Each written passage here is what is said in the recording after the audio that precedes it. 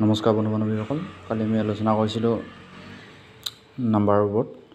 এই নাম্বাৰৰ প্ৰথম বুজাবলৈ যাওঁতে প্ৰথমে আমি ব্যৱহাৰ কৰিছিলোঁ কি অংক কাক বুলি কৈছিলোঁ যে সংখ্যা লিখিবলৈ যিবোৰ চিহ্ন বা প্ৰতীক ব্যৱহাৰ কৰা হয় সেইবোৰক অংক বুলি কোৱা হয়।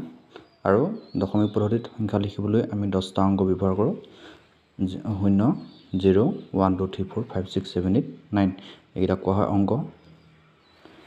এতিয়া তাতে কোৱা হৈছিলে কি 527 সংখ্যাটো যদি লিখিবলৈ হয় তেতিয়াহ'লে আমি ইয়াত কি ব্যৱহাৰ কৰিছিলোঁ যে 3টা অংক ব্যৱহাৰ কৰিছিলোঁ। এটা হ'ল 5, এটা হ'ল 2 আৰু এটা হ'ল 7। এই 3টা অংক ব্যৱহাৰ কৰা হৈছে। তাৰপৰা সংখ্যাংক বা নিউমাৰিয়েল অংকৰ সহায়ত যেতিয়া আমি এটা সংখ্যা লিখিম তেতিয়া তাক কোৱা হ'ব কি বুলি নিউমাৰিয়েল বুলি কোৱা হ'ব, সংখ্যাংক বুলি কোৱা হ'ব। এতিয়া 742 এইটো আখৰে লিখিলে 742 এইটো এটা সংখ্যা আৰু অংকৰ সহায়ত লিখিবলৈ হ'লে এইটো হ'ব কি 742 742। এতিয়া এই সংখ্যাংকন পদ্ধতি চিষ্টেম অফ যিটো নিউমাৰিয়েশ্যন ইয়াৰ দুটা চিষ্টেম আছে, দুটা পদ্ধতি ব্যৱহাৰ কৰা হয়। এক নম্বৰতে কোৱা হয় কি বুলি ভাৰতীয় পদ্ধতি বুলি কোৱা হয়, যিটো ইণ্ডিয়ান চিষ্টেম। আৰু 2 নম্বৰটো হ'ল আন্তৰ্জাতিক সংখ্যাংকন পদ্ধতি, যিটো ইণ্টাৰনেশ্যনেল নিউমাৰিয়েশ্যন চিষ্টেম। আমাৰ দুটা পদ্ধতি আছে সংখ্যা লিখাৰ পদ্ধতি দুটা। তাৰে প্ৰথমটো যদি চোৱা যায় তেতিয়াহ'লে আমাৰ দিয়া আছে কি ভাৰতীয় পদ্ধতি।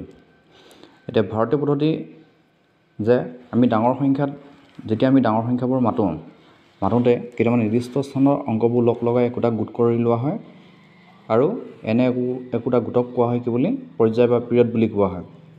এতিয়া যেতিয়া আমি ডাঙৰ সংখ্যা যেনে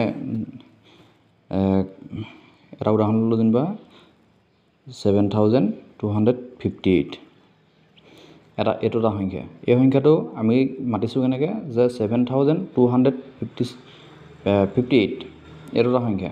এতিয়া ইয়াত একোটা গোট থাকে, এনেকুৱা সংখ্যাবোৰ একোটা গোট থাকে যিটো গোট লগ লগোৱা যায়। লগ লগালে কি হয় এনেকুৱা ভাৰতীয় পদ্ধতি আমাৰ এনেকুৱা গোট কেইটা আছে 4টা আছে। এই গোটবোৰক কোৱা হয় কি বুলি পৰ্যায় বুলি কোৱা হয়। আৰু ভাৰতীয় পদ্ধতিত সংখ্যা এটাৰ 4টা পৰ্যায় ব্যৱহাৰ কৰা হয়। এইকেইটা হ'ল 1 নম্বৰতে হ'ল একক, তাৰপিছত 2 নম্বৰটো হ'ল হাজাৰ, 3 নম্বৰটো হ'ল লাখ আৰু 4 নম্বৰটো হ'ল কোটি। এতিয়া আকৌ এইকেইটা হ'ল এই একক, হাজাৰ, লাখ আৰু কোটি এইকেইটা হ'ল একোটা পৰ্যায়। আৰু এই পৰ্যায়বোৰতে আকৌ কি থাকে সিহঁতৰ স্থানবোৰ থাকে। এতিয়া এককৰ স্থানকেইটা হ'ল কি যে এটা হ'ল একক, এটা হ'ল দশক আৰু এটা হ'ল শতক। এইটো হ'ল একক ঘৰ পৰ্যায়ত বা পৰ্যায়ত থকা স্থান। আকৌ হাজাৰত থাকে কি